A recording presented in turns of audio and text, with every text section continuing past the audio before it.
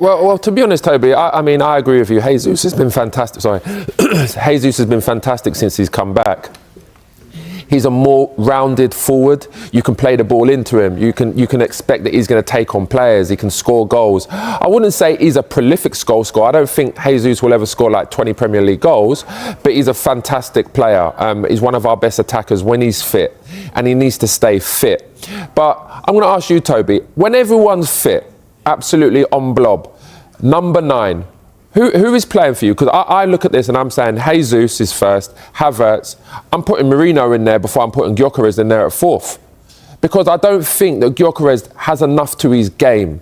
I think when you're a striker at Arsenal Football Club, you need to be well-rounded. That's why, we was all talking about the likes of Isak coming, or for me, I was talking about Isak, Alvarez, Ekitike, coming to Arsenal to be a number 9 because they're more well-rounded players. Where I look at Gyökeres, and he is a good player and he has had a great career, but I just don't think he suits the Arsenal style.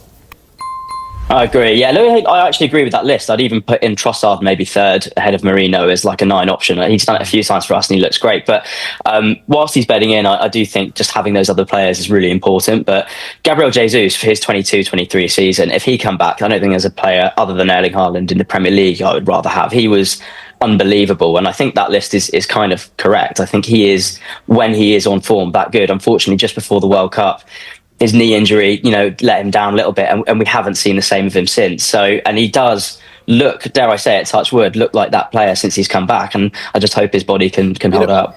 Toby, I don't want to come across like I'm being really, really harsh on Gyökeres, but when I look at Gyökeres, he strikes me as the kind of person, his whole body language and demeanour is like, I'm just happy to be here at Arsenal. Whereas when we look at the greats that Arsenal have, the number 9s, Righty, come in there, this is my team. Then like you've got Bergkamp that came, and Nelka, you look at Henry, then Aubameyang. A lot of them had slow starts. All of them, Van Persie, but all of them are to levels. Yeah. They're like fantastic players, but they come in there with the kind of attitude like, I'm the best player. I'm going to play, I'm going to score goals. When I look at Gyökeres, he's just happy. He looks to me like he's just happy to be a part of it. I think there's a really interesting similarity. So I remember when David Raya first joined and there was the whole Ramsdale situation, he looked like he was apologising for playing, like it wasn't his shirt. And it was kind of very similar to Gyökeres, obviously completely different positions. But the way they looked mentally just didn't look like they were part of the club. And it took about 6 months, almost one international break, he came back and he was like, no, this is my shirt, this is my team, this is who I am. And suddenly he's become world class ever since. But it did take that 6 months to bed into the team. I just wonder if Gyökeres is going through that. You're right. But Toby, you do get assurance. I mean, I know that at one point there was Raya and Ramsdale. That's fine, but I'm pretty sure, in fact, that Raya got assurances from Arteta saying, you're my number 1. I want you to play. That's when it looked like he came back and was like, he came out there with, like that kind of presence, like, I am number 1. I am one of the best keepers in the world. Whereas for strikers, it's different. You've got to actually go and score goals regularly, especially for the bigger teams. True. And I feel like if Arsenal had that number 9 that was scoring the 20 Premier League, this would be easy. I would genuinely say this is easy January's coming up. January's coming up. Yeah, but no one's going to let a top striker go in January. Well, money talks. Could you not buy? Is it ridiculous, Toby, to think that you could buy a striker in January? A top one, Tom. Well, yeah, name some names. Now, if Isak didn't get injured, then I would have had a pop at Ekitike because, unfortunately, he's looking unbelievable. But even like you look at, players like Martinez at Inter Milan, like to get someone like that, even that they were going to want 100 million. Like are Arsenal parting like that kind of money in January? I don't think so. Well, if it guarantees a title and maybe even helps you in the Champions League. Yeah, but Arsenal don't manoeuvre like that. They're not a club that's just going to say, here you go, here's 100 million. But they also haven't won the league for a long time. So is this time for a shift? I mean, I think it's hard, isn't it? Ultimately, yeah, there's who's going to sign in January? What kind of price would it be? Look, hey, if an Erling Haaland or someone like that would be available, great. But the difficulty is, we had that period where we were going from like 8th to 2nd, going from 2nd to 1st to try and win the Premier League or to get that striker to take to the Champions League. That is hard to find at the best of times and very expensive. And exactly. I'm very, very confident that with Jesus, Havertz, and potentially Gyökeres coming through, when they are back, we look great, and there's so much else around the team that delivers to be able to help with that. And Man City, I mean, how many Premier League teams before Haaland had a central striker that were the striker. I mean, Jesus was playing for City, Firmino was playing for Liverpool. It was all coming from the wing. But number nines are coming back in fashion now. There was a lot of teams. Sorry, Toby. There was a lot of teams playing with false number nines because of the way Guardiola set up his team. But like number nines now are coming back into fashion. Like number 10s are, they're coming back. And I just feel like if Arsenal could get a number 9, do you know, like there's been games like last year, even this year, where Arsenal haven't played good. They haven't, scored from a set piece. But then you need someone to just find a scrappy goal. That's what real top number 9s do. You've seen it with Haaland. As much as Haaland does score great goals as well, he just sniffs out them scrappy goals. And I feel like they're the kind of players that you need if you want to go and win the league comfortably. Arsenal are going to do it the hard way. And they're going to do it because of their back line, not because of their front line. I agree. And look, we don't have that play at the moment. I think we thought it was going to be Gyökeres, but when you do have that defence, you do have that squad depth, anything can happen, and it's a long season. A couple of other teams like Chelsea and City played in the Club World Cup. Like, is that going to maybe help? Maybe that will contribute to a downfall of some kind, maybe, but we've got the squad and other teams don't. But look, we'd all love that number 9, and unfortunately, I don't think Gyökeres is going to be that 30-goal season striker at the moment. Well, at the back, you're doing well enough without having that 30-goal season striker, but at the back, you've already mentioned David Raya. Is he the best goalkeeper in the world right now? I think he's been the best performing goalkeeper for a while. I think Alisson is still the best goalkeeper in the world for everything he's done, obviously. What are you talking about, Toby? What are you talking about? That's reckless. What about Courtois? What about Donnarumma? Donnarumma really heats up when it's hot. And Courtois? End of the Champions League, he's good, but he's not been great this season. No, I'd have David Raya over Courtois, personally. I'm objective. I think you're being a bit biased there, Toby. I'm getting excited by his performances over the last few years. What can I say? I'll tell you one thing I would like to say, though. I've been a bit critical of Odegaard, but last night, that was a proper performance. That assist was an unbelievable assist, and that's the kind of Odegaard I need to see. I want to see him scoring goals, getting assists like that. When I see him playing safety and within himself, I don't like that kind of attacking midfielder. The one I see last night and last week when he scored from the edge of the box, that's the kind of Odegaard that you talk about, being one of the best attacking midfielders in the world. 100%. He looks back. I don't know where he was. I think maybe he was struggling physically. He looks a bit more slender, coming back from international breaks, coming back from injury and various different things. But he just looked his old self. Yeah. Saka was making the runs. He helps having like a running centre forward, I think, and some structure around him. Sometimes he can take too many touches on the ball when he's not feeling too confident. But when he's zippy and when he's bouncing around at home, he just looks something else. And again, go on. Toby, I was going to say to you, just a question. I was just thinking now, is Arsenal's squad that good where, for example, if Saka goes through a patch where he's not playing well, you can just take him out of the team and put like Madueke in? Do you think Arsenal are that good to be doing that now? Well, you've had no Gabriel and you were fine. No, I'm talking about Saka in particular. You've had no Rice, you've been fine. So actually, I think every position on the pitch, surely. What are you thinking, Toby? Would you take Saka out if he's not performing? I think we kind of would need to. I mean, we're very fortunate that he's not underperforming at the moment. I think he maybe could score a few more goals, but he's probably been our best player over the last few weeks. So, we've got Madueke, Nwaneri. I'd love to see out there. Dalman perhaps coming back. We've got so many options, and if we can start, we have been doing that. Starting Madueke for a few Champions League games. And do you genuinely think Arsenal have got the best squad in the world? Like I do, and that's the reason why there's no excuses this year. That's the thing. There's no excuses. Well, I think we've got the best squad in England. I'd have to think. I think Bayern look really hot right now. I mean, we did beat them though, so Arsenal touched Bayern. That was easy work. Yeah, that's a good point, to be fair. So, look, I think we've got a really good squad, and it is no excuses territory in that sense. I think there are other teams that maybe have a slightly better first team, perhaps, but as a squad to go the distance in a league, I think we're the most equipped we've ever been. So, 100%. As long as we don't keep dropping like flies at the back, hopefully we should be all right. I don't have to keep playing Declan Rice at right back. We're asking fans for one prediction for 2026. It can be as outlandish or as safe as you want. What's yours for Arsenal, Toby? I think we'll win a double. I think it. Toby, I was going to say that as well. I was going to say a double. I think it'll be a League Cup and the league. Right, now, how often will we see Arsenal in Jay Bothroyd's 2026 predictions? We've been teeing it up all morning, so let's get to it. Right, the first one, we already know what the answer to this is going to be if you've been watching from 10 o'clock. Who's going to win the Premier League? An easy one for you. Arsenal, all day. All day. There were some concerns, but now we're back on track. Okay, and you did say, though, you don't think it's going to be easy, like Paul Merson said. Well, he didn't. He said they'd win easily. Yeah. You don't think it will be that, though, do you? From the beginning, I always said if Arsenal win the league, it's going to be because of the defence. So that's why I don't think it's going to be easy, but it doesn't matter whether it's easy or hard. Arsenal just need to get over the line now. Right, OK, so that's the top one. What about the top four? Now, we know that it might be fifth might get you into the Champions League, but just to be certain, let's go for the top four, because if you want to get in. So we know that Arsenal are number one. Who else have you got in there? Obviously, I've got Man City in there. Again, it's going to go really close, but we all know that I'm an Arsenal fan, so I'm going to be positive for Arsenal. Then we got, obviously, Liverpool. Liverpool are going to get themselves back on track. I think that they've got too much quality in their squad not to be in there. And then I still feel like Chelsea will end up in fourth position. Who do you think they'll be challenging with that for the fourth place? Because the top three, I think a lot of people would say the top three. Yeah. But Villa are currently third. Yeah.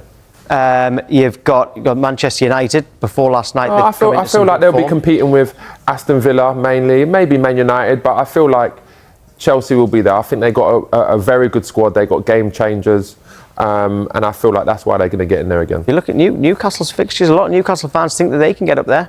Yeah, they're fans though. Here we are on Sky Sports Fan Club, and Jay says fans' opinions don't count. That's good. Okay, so top four there. Now this is harder. Okay, this is where you really upset people. Relegated. So Premier League bottom three.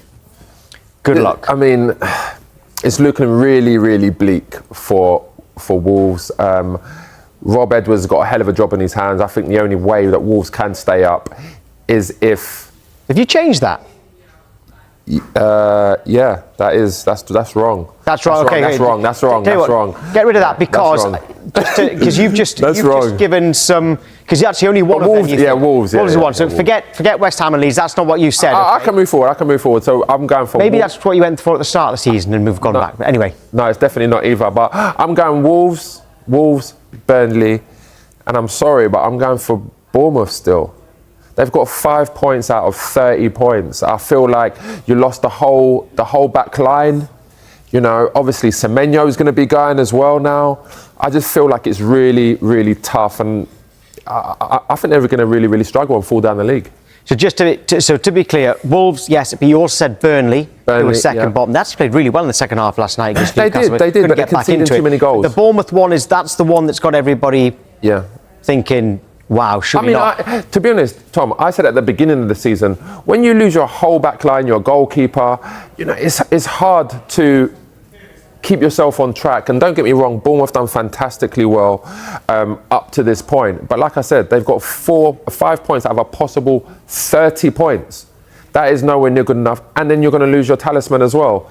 I just don't see how they're going to end up. It's going to be close, but I think they will drop into it. Well, Bournemouth fans, let us know what you think. Get your messages in and your voice notes as well. Because remember, at 11:45, you've got your questions to Jay Bothroyd. I've got a funny feeling some Bournemouth fans might have something to say about that. Right, OK. What about the three big trophies? If you're going to win the quadruple, you've got the Premier League, which you've already said. Promoter clubs first. Sorry, I've skipped a little bit. All right, so this season, you've just said who's going down from the Premier League. Who's coming up into the Premier League? Well, obviously, Coventry. We've got to be in there. I think they've done fantastically well under Frank Lampard. Then we got Ipswich. And then we've got Middlesbrough. I think all teams are really, really good. They've got some really good attacking players. Especially Coventry and Middlesbrough, big clubs. But I just feel like Ipswich is starting to get back on track. They're playing good football. They've got a fantastic manager as well. So that's why I've gone with those three. Yeah, so Middlesbrough would be playoffs. Yeah. Which is the hardest one to predict, isn't it, really? Because in the Championship or EFL in general, clubs who, even now at New Year, clubs who are just above relegation zone can get up. I mean, it was a bit earlier when Frank Lampard came into Coventry and he took them from right down there up to the playoff semi-final. So it is harder for that third one. I'll tell you one thing as well, Tom. When I was playing in the Champions, I genuinely didn't look at the league table until like the end of Jan, February, because there's so much football to be played. Now I know Coventry is in a good position right now, but I wouldn't bet on it. There's no guarantees that Coventry are even going to get promoted. Normally, going towards the end of the season, it's that team that starts creeping up, that finds that form, that drifts into the playoffs, and then can maybe nick third spot as well. But it's tough. The Championship is so hard. You've upset Bournemouth, Wolves and Burnley fans, but you've made Coventry, Ipswich and Middlesbrough fans very happy with that. Right, what about the three cups? You've got the Champions League, the FA Cup and the Carabao Cup. So if you're going to win the quadruple, you've got that plus the Premier League, and you've already given the Premier League to Arsenal. Yeah. I'm definitely going to the Premier League for Arsenal. Then I'm going to go for Man City. Man City, Champions League. So when you did say earlier on the show, Man City domestic double. I'm saying Arsenal for the Premier League and the Champions League. Is that heart or head?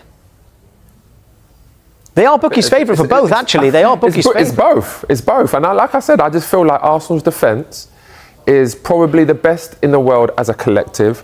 It's going to be really difficult to beat Arsenal over two legs still. And that's why I feel like Arsenal are in a good position to go and do the double. Is that enough for Man City? For their fans? It's a double. I mean, obviously Man City are going to be... And you've got them second. They're going to be based, they're going to be judged on the major trophies, especially when you've got players that they've got and then Guardiola, but ultimately it's still a successful season getting a domestic. Well, after that, there's a fairly big competition coming up in the summer, the World Cup 2026. Who are you backing to win that? I mean, listen, I'd love to see England win it. That means you're going to say no. Yeah, I'd love to see England win it, and I am positive, but I'm going to use my head for this one, and I just feel like Spain have got too much. I feel like when you see them at the Euros, they were fantastic. They've got great young players. They've got over the line in a major competition before. I just feel like they're just a top side. I was hoping I wouldn't have to ask the next one, is how far will England get? Because I was hoping that England's name would have been there on winners. So how far do you think England are going to go? I've gone semi-final. And that's purely because I think about, France, Portugal, Brazil's, Argentina, like it's so many teams there. I just feel like can England get over the line against like the Argentinas, the Portugals, France? I'm not entirely sure, but I still think Arsenal. I still think England are a great squad, great players, but they all need to perform, and I haven't seen that yet. Tuchel was brought in to win the World Cup. Do you think, even if he wins the World Cup, do you think he'll go? And semi-finals, I guess he'd have to go because he hasn't won the World Cup. Yeah. Do you think he's going regardless? Yeah, I think he's going regardless. I genuinely think that Eddie Howe will probably be the next England manager. Again, I think he's a fantastic manager. There's no doubt about it. Tuchel, if Tuchel wins, there's a chance that he might stay. But I don't see him staying. I think he'll just go out on a high. And then obviously, if England don't win, then he's going to be going anyway. But I just feel like, I think most people would like to see an English manager managing England. Okay, so that's a bit of a prediction there that Eddie Howe will be England manager next summer. However, we're going to finish with Jay Bothroyd's bold prediction. Was that one it? Pardon? Was that it, the Eddie Howe?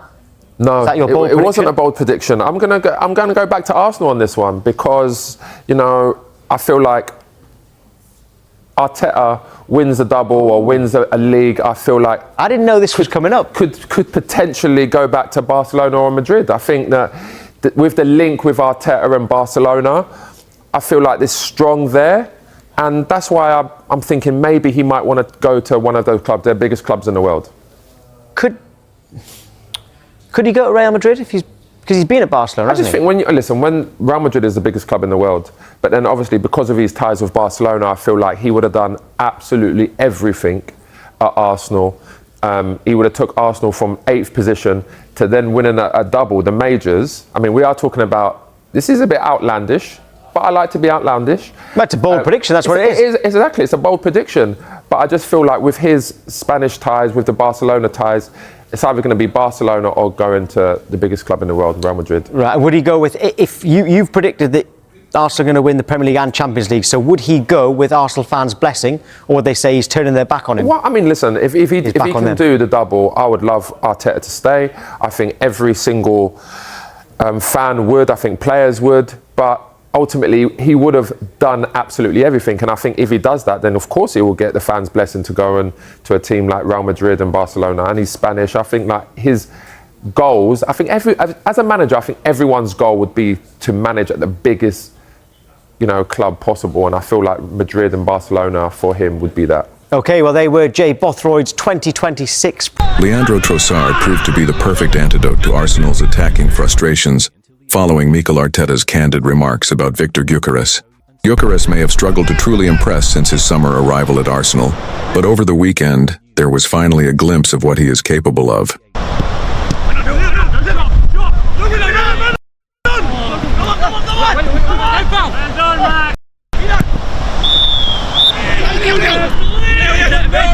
More importantly, Trossard showed exactly why he could be the key to unlocking the Swedish striker's full potential during Arsenal's hard-fought 2-1 victory over Wolves at the Emirates Stadium.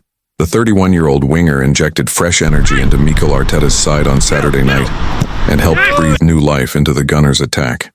Shortly after replacing Gabriel Martinelli in the second half, Arsenal found the breakthrough. While Trossard did not directly contribute to either the opening goal or the dramatic stoppage time winner, his influence on the game was undeniable. Trossard took control of proceedings, dictating the tempo and pulling the strings down the left flank. Time and again, he dismantled Wolves' compact defensive setup, releasing Miles Lewis-Skelly into space, picking out Declan Rice on the edge of the box, and crucially, feeding Gyökeres with intelligent, well-timed passes. Operating as a creative hub, the Belgian showcased his playmaking qualities, delivering sharp, purposeful distribution. His introduction completely shifted the momentum of the match, and for the first time in weeks, Arsenal's $64 million striker briefly looked like a genuine threat. Before Trossard's arrival, Gyökeres endured a frustrating and ineffective outing in attack.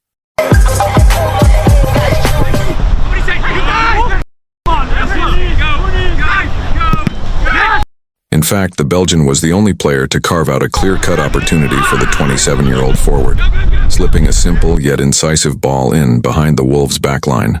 Gyökeres controlled the pass, beat his defender, and aimed for the far post. Wolves goalkeeper Sam Johnstone was beaten, but the Swedish striker saw his effort agonizingly drift just wide.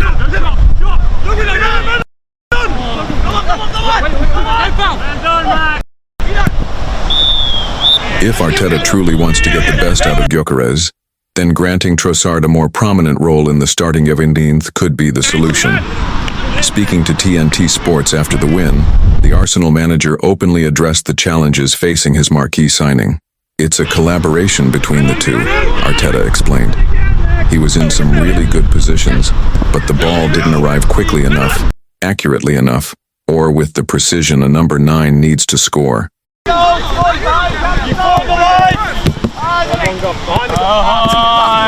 But his commitment and intention were there, and we have to keep pushing. Arteta was equally vocal in defending Gyökeres prior to the match, urging patience with the striker's adaptation to English football. "There was huge expectation because we were signing a proven goal scorer, probably with the best statistics in Europe," Arteta said. "But he's coming into a different league, the most demanding league in the world. What happens if he doesn't score in 5 or 6 games? That was the only question I asked him. How are you going to react if you don't score in 5 or 6 matches? Can you handle that? And what about the next 100 games? That's what people need to see. The sample size is still very small, so leave him alone. Let him do what he does best. Support him, and I'm convinced things will come good." That message from Arteta resonated beyond the Emirates. In the days following the Wolves' victory, the debate around Gyökeres intensified among pundits, supporters, and former players. While some questioned whether Arsenal's record signing is truly suited to the Premier League's pace and physicality, others pointed to the structural issues around him rather than the striker himself. Much of the post-match analysis focused on Arsenal's chance creation and balance in the final third. The Wolves game highlighted a recurring theme this season. Gyökeres often makes the right movements, but the service into dangerous areas has been inconsistent. When Trossard entered the match, that problem briefly disappeared. Arsenal suddenly looked more fluid, more unpredictable, and far better equipped to supply a traditional number 9. Former players speaking on television and radio were quick to note the contrast. With Trossard drifting inside and linking play, Arsenal's attacking shape became more compact, allowing Gyökeres to stay higher up the pitch and occupy central defenders. That, in turn, created space for midfield runners like Rice and Ødegaard to arrive late in the box. It was a glimpse of an attacking formula that Arsenal have rarely sustained this season. The reaction from supporters has been equally divided. While frustration with Gyökeres' goal return remains, there is growing appreciation for his work rate, physical presence, and willingness to press from the front.